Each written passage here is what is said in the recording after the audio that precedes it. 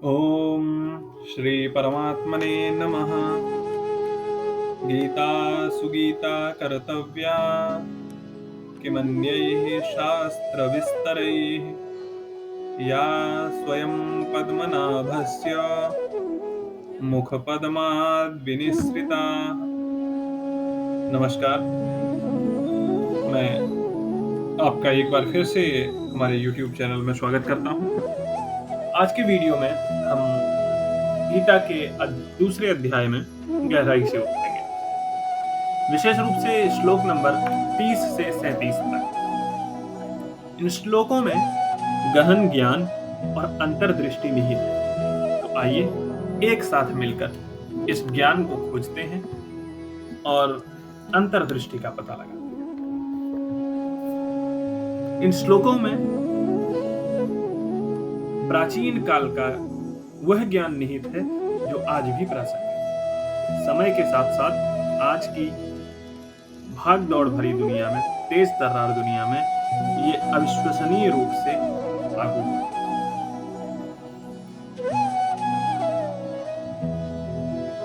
देहि नित्यमवध्योऽयं देहे सर्वस्य भारत तस्मात् सर्वाणि भूतानि न त्वं शोचितुमर्हसि स्वधर्ममपि चावेक्ष्य न विकम्पितुमर्हसि धर्म्यादियुद्धात् श्रेयोऽन्यच्छत्रियस्य न विद्यते। कल हम लोगों ने देखा कि अर्जुन को भगवान श्री कृष्ण आत्मा और शरीर का भेद बताते हुए आत्मा के अजर और अमर होने की बात है, और उसी को आज आगे बढ़ाते हुए कहते हैं कि सबके शरीर में स्थित सूक्ष्म आत्म तत्व अबध्य है। अबध्य अर्थात जिसका वध नहीं किया जा सकता। केवल देह का ही नाश होता है, शरीर का ही नाश होता है। इसलिए अर्जुन को उपदेश किया जाता है कि महासमर में युद्ध करने और शत्रु संहार करने में किसी भी प्राणी के लिए शोक करना सर्वथा अनुचित है। युद्ध में वह शत्रुओं का सामना करे। यह उपदेश देने के पूर्व भगवान श्री कृष्ण ने अत्यंत युक्ति युक्त शैली में आत्मा की अनश्वरता और शरीरों के नश्वर स्वभाव को सिद्ध किया। अगले दो श्लोकों में यानी श्लोक नंबर 31 और 32 में युद्ध से होने वाले लाभ का वर्णन करते हैं। कहा कि स्वधर्ममपि चावेक्ष्य न विकम्पितुमर्हसि धर्म्यादि युद्धात् श्रेयोऽन्यच्छत्रियस्य न विद्यते।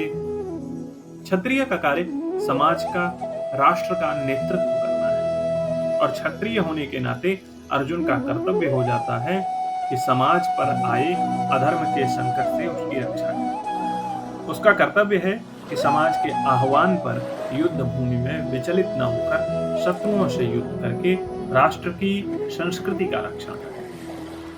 क्षत्रियों के लिए इससे बढ़कर कोई और श्रेयस्कर कार्य नहीं हो सकता कि उनको धर्म युक्त युद्ध में अपना शौर्य दिखाने का स्वर्णिम अवसर मिले। यहाँ अधर्मियों ने ही पहले आक्रमण किया है, अतः अर्जुन का युद्ध से विरत होना उचित नहीं। महाभारत के उद्योग पर्व में कहा गया है कि निरपराध व्यक्ति की हत्या का पाप उतना ही बड़ा है जितना कि नाश करने योग्य व्यक्ति का नाश न करने से। विकर्षणों और प्रलोभनों भरी दुनिया में ये श्लोक हमें ज्ञान और समझ द्वारा निर्देशित विकल्प को चुनने की राह प्रदर्शित करता है। यह हमें याद दिलाता है कि सच्ची संतुष्टि जीवन के गहरे आयामों को पहचानने से आती है। देखते हैं अगले श्लोक में। यदृच्छया चोपपन्नम स्वर्गद्वारमपावृतम सुखिनः क्षत्रियाः पार्थ लभन्ते युद्धमीदृशम्। पांडवों से जुआ खेलने में दुर्योधन ने यह शर्त रखी थी, आप सब जानते हैं, कि अगर आप इसमें हार जाएंगे तो आपको 12 वर्ष का वनवास और 1 वर्ष का अज्ञातवास भोगना होगा। 13वें वर्ष के बाद आपको अपना राज्य मिल जाएगा, परंतु अज्ञातवास में अगर हम लोग आपको खोज लेंगे तो आप लोगों को दोबारा 12 वर्ष का वनवास भोगना होगा। जुए में हार जाने पर शर्त के अनुसार पांडवों ने 12 वर्ष का वनवास और 1 वर्ष का अज्ञातवास भोग लिया। उसके बाद जब उन्होंने राज्य मांगा तो दुर्योधन ने कहा कि मैं बिना युद्ध के सुई की नोक के बराबर भी जमीन नहीं दूंगा। दुर्योधन के ऐसा कहने पर पांडवों की ओर से बार-बार संधि का प्रस्ताव रखा गया, पर दुर्योधन ने पांडवों से संधि स्वीकार नहीं की।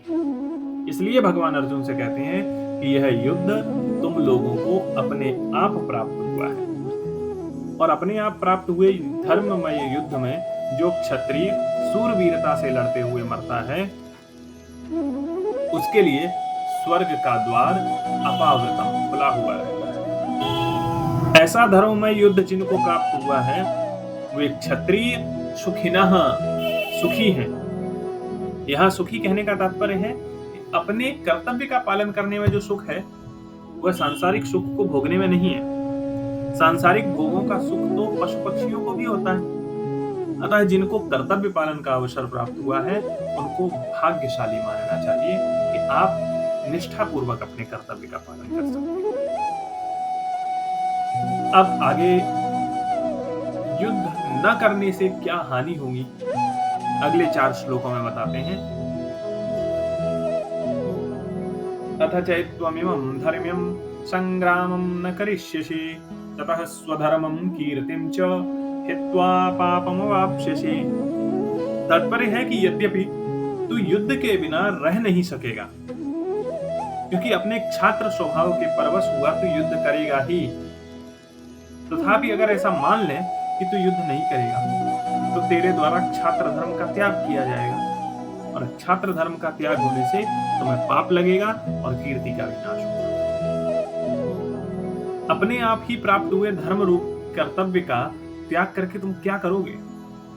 अपने धर्म का त्याग करने में तुम्हें परधर्म स्वीकार करना पड़ेगा, जिसका पाप तुमको लगेगा।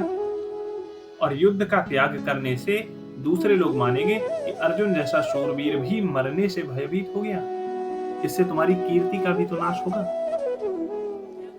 यह श्लोक हमें आध्यात्मिक ज्ञान की अनदेखी के परिणामों पर प्रकाश डालते हुए बताता है कि ईर्ष्या, अहंकार और अज्ञानता हमें आसानी से भौतिक इच्छाओं के कभी न खत्म होने वाले चक्र में फंसा सकती है, जिससे संतुष्टि और पूर्ति की कमी होती है।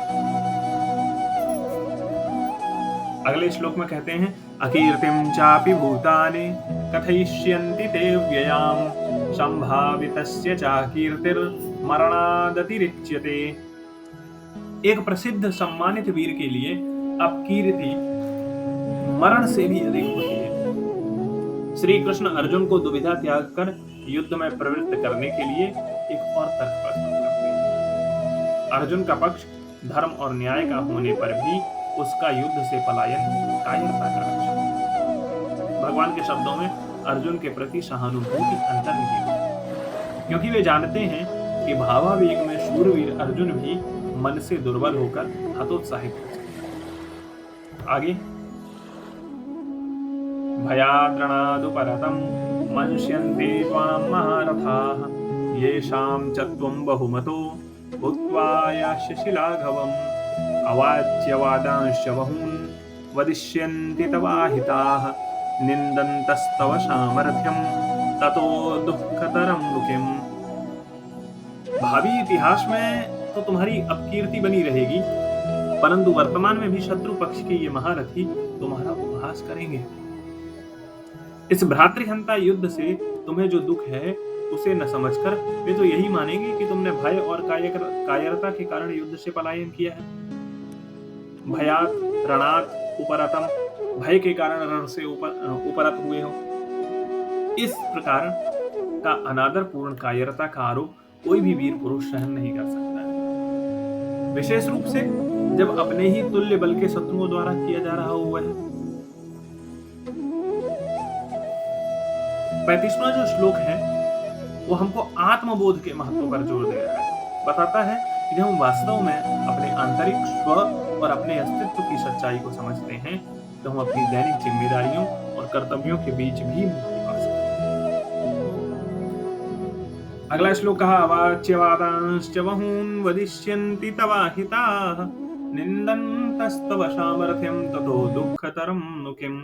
यह देखकर कि अर्जुन के मन में इन तर्कों का अनुकूल प्रभाव पड़ रहा है। श्री कृष्ण उसको युद्ध से पलायन करने में जो दोष है उन्हें और अधिक स्पष्ट करके दिखाते हैं। लोक निंदा, युद्ध से पलायन का आरोप, इतिहास में अपकीर्ति, इनसे बढ़कर एक सम्मानित व्यक्ति के लिए क्या और दुख हो सकता है। पिछले 4 श्लोकों में युद्ध से हानि बता करके अब भगवान आगे के 2 श्लोकों में युद्ध करने से क्या लाभ है ये बताते हैं। हतो वा प्राप्स्यसि स्वर्गं जित्वा वा भोक्ष्यसे महीम् तस्मादुत्तिष्ठ कौन्तेय युद्धाय कृतनिश्चयः। इसी अध्याय में 6ठे श्लोक में अर्जुन ने कहा था कि हमको इसका भी पता नहीं है कि हम युद्ध में हम उनको जीतेंगे या वे हमको जीतेंगे। अर्जुन के संदेह को लेकर भगवान स्पष्ट कहते हैं कि अगर युद्ध में तुम कर्ण आदि के द्वारा मारे भी जाओगे तो स्वर्ग को प्राप्त होगे और युद्ध में तुम्हारी जीत हो जाएगी तो पृथ्वी का राज्य भोगोगे।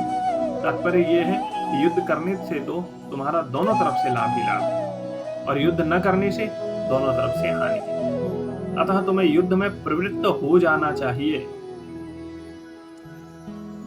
यहाँ भगवान का तात्पर्य अर्जुन से है कि भगवान अर्जुन से कहना चाहते हैं कि तुम्हें युद्ध निश्चित रूप से करना है, लेकिन हम आधुनिक परिप्रेक्ष्य में अपने लिए देखें तो मनुष्य को किसी भी हालत में प्राप्त कर्तव्य का त्याग नहीं करना चाहिए, बल्कि उत्साह और तत्परता पूर्वक अपने कर्तव्य का पालन करना चाहिए। कर्तव्य पालन करने में ही मनुष्य का वास्तविक सुख और यश है। अगला श्लोक फिर कहा, सुख दुखे समे कृत्वा लाभालाभौ जयाजयौ ततो युद्धाय युज्यस्व नैवं पापमवाप्स्यसि। युद्ध में सबसे पहले जय और पराजय होती है। जय पराजय का परिणाम होता है लाभ और हानि, लाभ हानि का परिणाम होता है सुख और दुख। जय पराजय में, लाभ हानि में सुखी और दुखी होना तेरा उद्देश्य नहीं है। तेरा उद्देश्य तो इन तीनों में सम होकर अपने कर्तव्य का पालन करना है।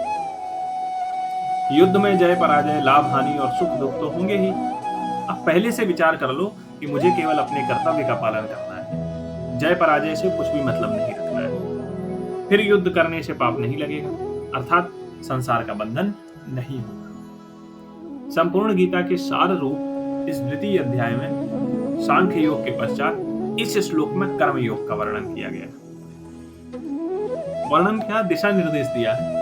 इसी अध्याय में आगे भक्ति योग का भी संक्षेप में संकेत करेंगे।